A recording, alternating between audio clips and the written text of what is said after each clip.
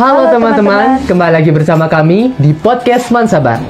Pada kesempatan kali ini, kami akan membahas salah satu topik yang sangat menarik dengan narasumber yang tidak kalah menarik juga, yaitu Bapak Gede Putra Adnyane. Penasaran bagaimana pembahasannya? Tonton videonya sampai akhir ya. Baik, selamat datang Bapak di podcast Mansabar. Apa kabarnya Bapak? Baik. Ya, baik. Baik, teman-teman, kali ini kita akan membahas mengenai apa sih itu fasilitator guru penggerak.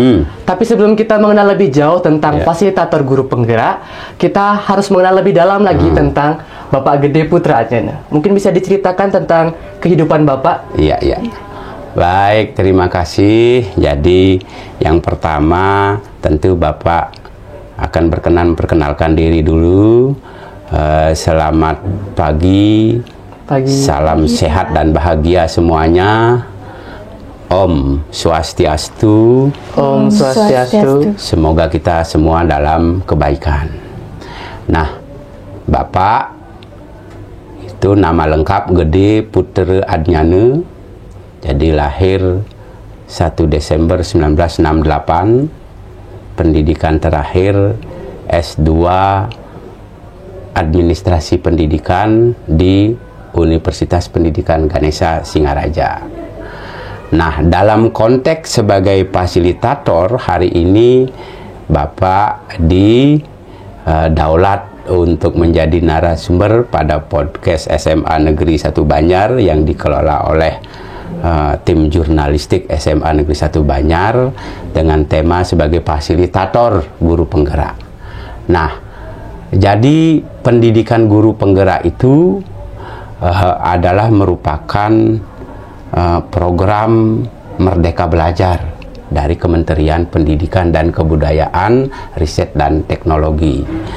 Nah, salah satu adalah guru penggerak. Guru penggerak ini adalah program Merdeka Belajar yang ke-15. Nah, guru penggerak itu untuk menyiapkan guru-guru sebagai pemimpin pembelajaran. Baik pemimpin pembelajaran di kelas maupun pemimpin pembelajaran di sekolah. Nah, berkaitan dengan hal tersebut, untuk menyiapkan berjalannya pendidikan guru penggerak, maka ada aktor-aktor pendukung. Aktor pendukung itu adalah 1. Pengajar praktek, 2. Fasilitator, 3. Instruktur. Nah, untuk aktor-aktor ini Bapak sudah terlibat di angkatan pertama guru penggerak sebagai pengajar praktek atau pendamping namanya dulu.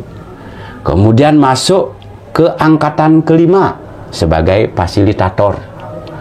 Nah, sekarang sedang berjalan angkatan 9 sebagai instruktur program pendidikan guru penggerak. Jadi sudah ada 3 aktor yang menjadi diberikan tugas oleh negara, oleh kementerian dalam konteks menyukseskan program pendidikan guru penggerak. Nah, sebagai fasilitator, hari ini Bapak bertugas di Provinsi Nusa Tenggara Timur, khususnya di Kabupaten Sabu Raijua dan Kabupaten Rotendau. Kemudian di instruktur, Bapak mengambil di 3 provinsi. Instruktur CGP di Provinsi Bali, instruktur CGP di Provinsi Nusa Tenggara Barat, dan di Nusa Tenggara Timur. Nah, kira-kira itu dulu perkenalan Bapak berkaitan dengan biodata sekaligus track record di pendidikan guru penggerak. Terima kasih Bapak. Ya. Seperti yang sudah Bapak sampaikan tadi, itu untuk guru penggerak ini ada 3 pendukungnya Pak ya? Betul. Fasilitator, instruktur, dan pengajar praktek atau pendamping. Ya. Baik, untuk itu apa sih Pak perbedaan dari ketiga pendukung ini dalam menjalankan tugasnya dalam guru penggerak ini Pak? Iya, bagus sekali pertanyaannya. Jadi kita sudah masuk sekarang mendalam ya. Iya Pak. Jadi calon guru penggerak itu adalah calon-calon pemimpin pembelajaran, didukung oleh 3 aktor. Nah, pengajar praktek atau dulu disebut pendamping itu bertugas untuk mendampingi calon guru penggerak itu di sekolahnya. mendampingi di sekolahnya. Jadi melihat sudahkah dilaksanakan tugas-tugas dari program pendidikan guru penggerak itu, sudahkah dilaksanakan aksi nyata, kemudian adakah kendala-kendala. Kemudian pendamping ini juga mendampingi calon guru penggerak pada saat melaksanakan lokakarya. Jadi lokakarya itu setiap satu modul ada satu lokakarya. Lokakarya bertemulah semua CGP dari seluruh daerah di satu tempat untuk mendiskusikan bagaimana program pendidikan guru penggerak. Nah, itu PP ya. Jadi di lapangan dia tugasnya. Fasilitator ini mendampingi, membersamai CGP di LMS, Learning Management System. Jadi secara online. Fasilitator ini mendampingi secara online. Setiap CGP punya akun LMS. Jadi punya akun. Nanti kita bisa melihat apa yang sudah dikerjakan oleh CGP itu. Jadi Bapak melihat sudahkah dia menulis refleksi, melaksanakan tugas, kemudian mempersiapkan ruang kolaborasi. Pada saat ruang kolaborasi itu, fasilitator menyiapkan Google Meet, atau Zoom bertatap maya dengan seluruh CGP. Secara online ya, jadi dengan seluruh. Di sana kita mendiskusikan modul yang dipelajari. Modul yang dipelajari. Di sanalah diskusi yang paling sering. Kemudian tugas daripada fasilitator memfasilitasi supaya semua LMS itu dituntaskan oleh masing-masing CGP, dilengkapi tugas-tugasnya pada LMS, kemudian memastikan mereka bisa berkolaborasi di dalam ruang tatap maya bersama dengan fasilitator dan CGP lain. Kalau instruktur itu bertugas di elaborasi pemahaman. Jadi bertemu dengan tatap maya dengan CGP dari banyak kelas. Biasanya jumlah peserta itu CGP-nya antara 60 sampai 100-an lebih dalam satu kelas. Nah, di sana instruktur bertugas menguatkan pemahaman CGP melalui menyajikan materi, kemudian tanya jawab, dan selanjutnya berdiskusi dengan CGP untuk menguatkan pemahaman. Ada kata-kata baru di sana muncul, yaitu elaborasi pemahaman, ruang kolaborasi. Program pendidikan guru penggerak, jadi CGP itu belajar dengan menggunakan alur merdeka. M, mulai dari diri. E, eksplorasi konsep. R, ruang kolaborasi. D, demonstrasi kontekstual. E, elaborasi pemahaman. K, koneksi antar materi. Dan A, aksi nyata. Jadi ada 7 langkah yang dilakukan oleh CGP yang dikeroyok oleh 3 aktor tersebut. PP, fasilitator, instruktur. Itu PGP ya. Baik, silakan. Baik, terima kasih Pak. Jadi dapat kita simpulkan bahwa perbedaan dari ketiganya itu memiliki yang pertama dari PP itu mengawasi secara langsung di sekolahnya. Iya, di lapangan. Di lapangan. Oke. Untuk fasilitator itu mengawasi melalui media maya. Betul, online melalui LMS ya, Learning Management System. Oke. Kemudian untuk yang terakhir itu ada instruktur. Itu penggabungan dari kelas-kelas yang berbagai macam disatukan. Menyajikan materi terhadap satu modul melalui diskusi, tanya jawab, refleksi, dan lain sebagainya. Oke. Baik Pak. Untuk perjalanan karir Bapak selama ini sebagai fasilitator guru penggerak, pernah juga menjadi instruktur guru penggerak. Sekarang bertugas menjadi instruktur. Iya.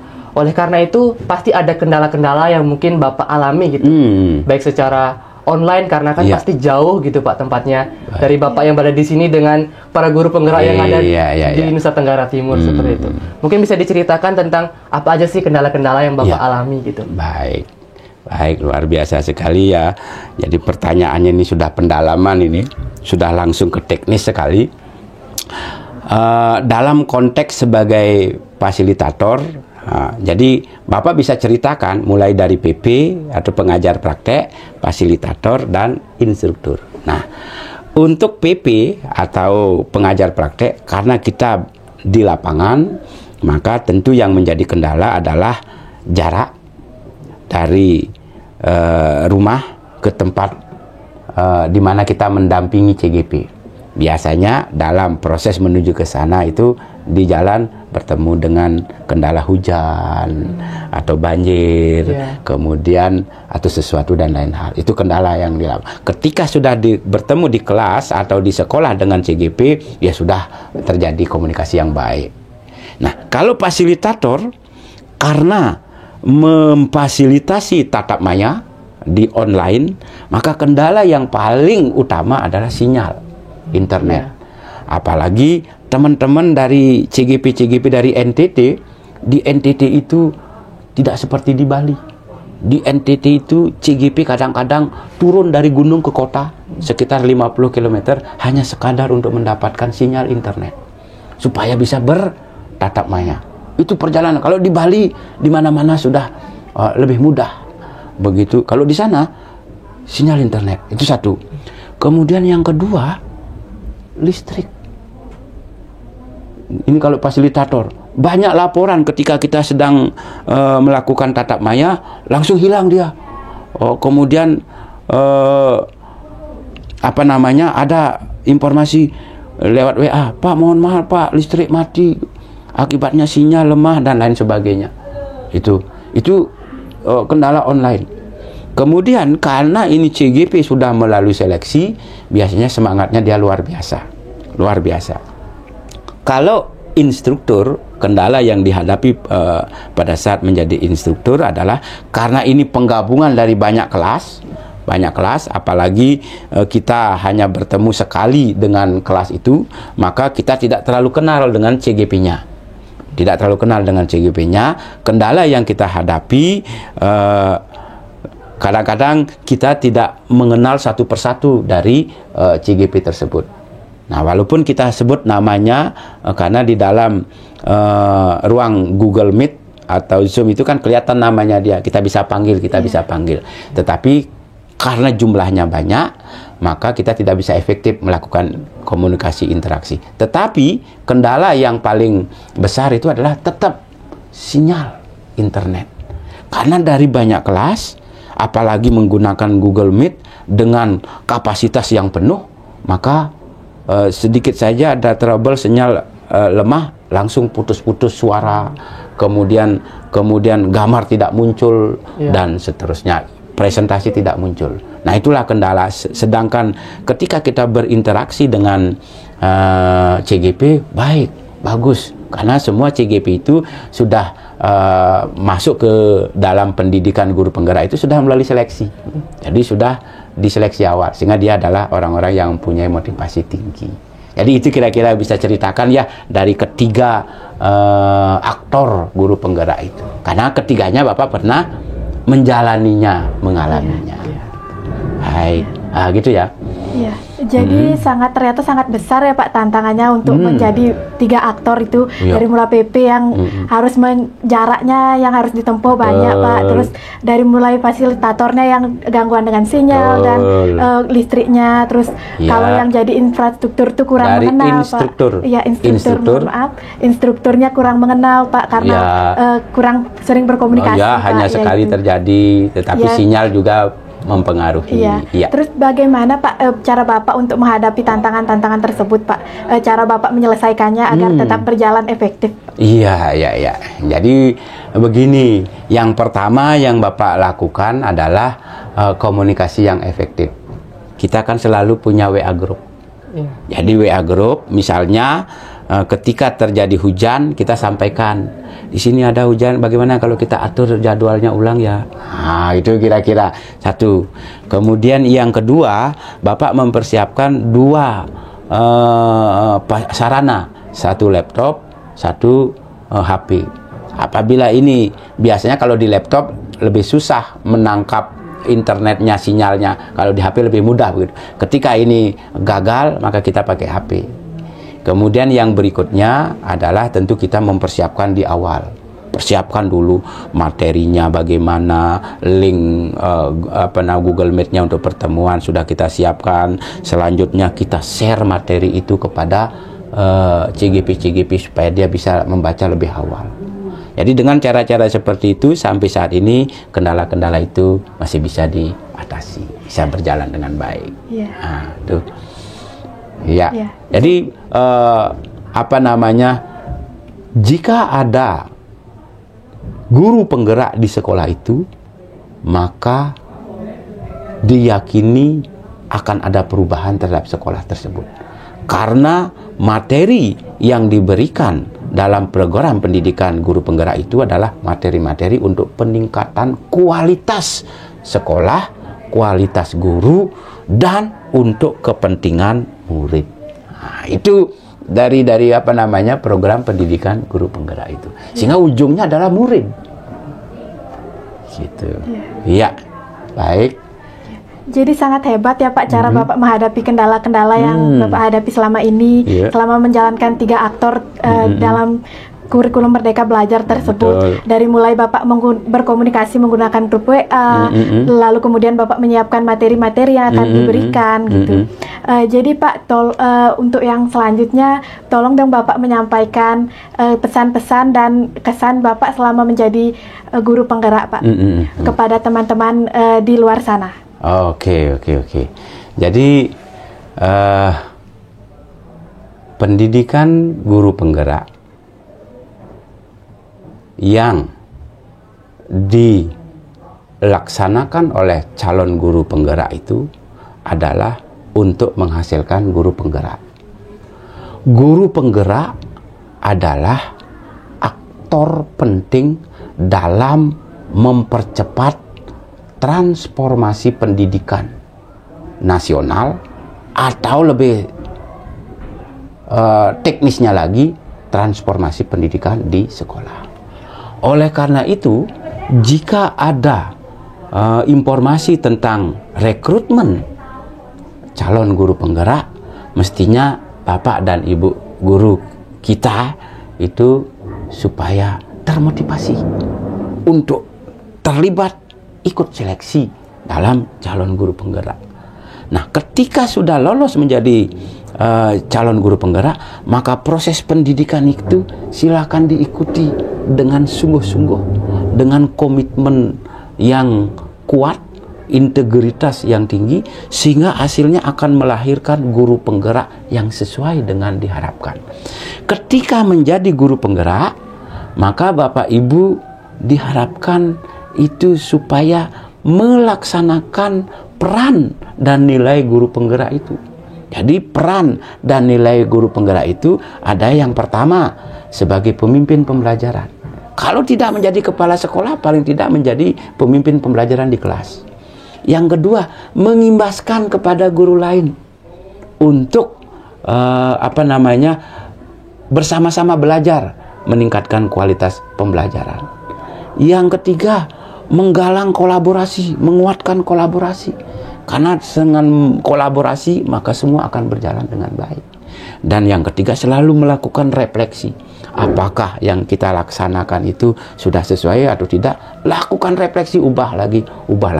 Oleh karena itu disarankan kepada Bapak dan Ibu, mari kita beramai-ramai untuk mengikuti seleksi calon guru penggerak, kemudian mengikuti dengan sungguh-sungguh pendidikan guru penggerak. Karena manfaatnya tidak hanya kepada guru yang bersangkutan, tetapi juga kepada murid. Ketika Bapak Ibu sudah selesai mengikuti pendidikan guru penggerak, maka Bapak Ibu akan memiliki satu filosofi pendidikan nasional menurut Ki Hajar Dewantara. Yang kedua, nilai dan peran guru penggerak yang penting diterapkan di dalam konteks sekolah. Yang ketiga, Bapak Ibu akan bisa mendapatkan materi pembelajaran yang berdiferensiasi, yaitu pembelajaran yang memenuhi kebutuhan murid, menghargai keberagaman. Kemudian berikutnya Bapak Ibu akan mengenal tentang pembelajaran sosial emosional, di mana Bapak Ibu menjadi lebih sabar, lebih sadar, bisa mengendalikan emosi. Selanjutnya, kita akan mempelajari tentang coaching untuk supervisi akademik. Bapak Ibu yang guru penggerak ini akan menjadi pensupervisi atau supervisor, sehingga bisa melakukannya dengan memberdayakan potensi. Dan akhirnya berikutnya, semua yang Bapak Ibu lakukan itu akan merencanakan pembelajaran, melaksanakan proses pembelajaran dan penilaian, itu semuanya untuk kepentingan murid dan berpihak kepada murid. Itu guru penggerak yang ideal setelah mereka itu masuk di seleksi guru penggerak. Nah, oleh karena itu, fasilitator, instruktur, PP hanyalah aktor untuk menjadikan guru itu seperti yang Bapak ceritakan tadi. Oleh karena itu, mari Bapak Ibu jangan takut dengan istilah guru penggerak, justru harus dikuatkan motivasi intrinsiknya agar terlibat secara aktif dan proaktif dalam program pendidikan guru penggerak. Nah, itu pesan Bapak ya. Ya, terima kasih ya Pak. Terima kasih Bapak. Ada juga hal yang penting Bapak sampaikan. Ya. Nah, ketika guru-guru itu sudah menjadi guru penggerak, maka pikiran, perkataan, pelaksanaan, tindakan itu semuanya harus berpihak kepada murid. Semua harus berpihak kepada murid, karena itu inti dari kurikulum Merdeka. Berpihak kepada murid dan inti dari tujuan pendidikan nasional, yaitu memberdayakan murid dan berpihak kepada murid. Oleh karena itu, tidak boleh dilepaskan bahwa keberpihakan guru harus kepada murid. Tidak membebani murid, tetapi memberdayakan. Itu ya. Oke, silakan. Ya, baik Pak, terima kasih banyak atas penjelasannya, pesan-pesannya juga kepada kami tentang guru penggerak ini, terutama fasilitator guru penggerak. Berarti dapat kita simpulkan bersama Pak ya, untuk guru penggerak ini tuh sangat bermanfaat bagi siswa maupun bagi guru. Iya. Dalam sistem guru penggerak ini juga itu dibantu oleh 3 peran penting. Iya, 3 aktor penting. itu. Ya. Itu ada PP, kemudian fasilitator, dan instruktur. Ini mereka bekerja sama bertiga ini Pak ya, untuk melangsungkan kegiatan guru penggerak. Iya, program pendidikan guru penggerak. Iya, betul. Luar biasa sekali.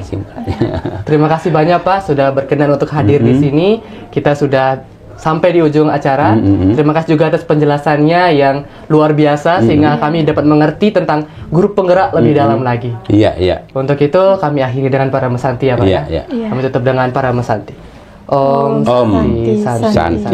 Santi. Om. Terima kasih Bapak. Terima kasih. Terima kasih ya Bapak. Ya.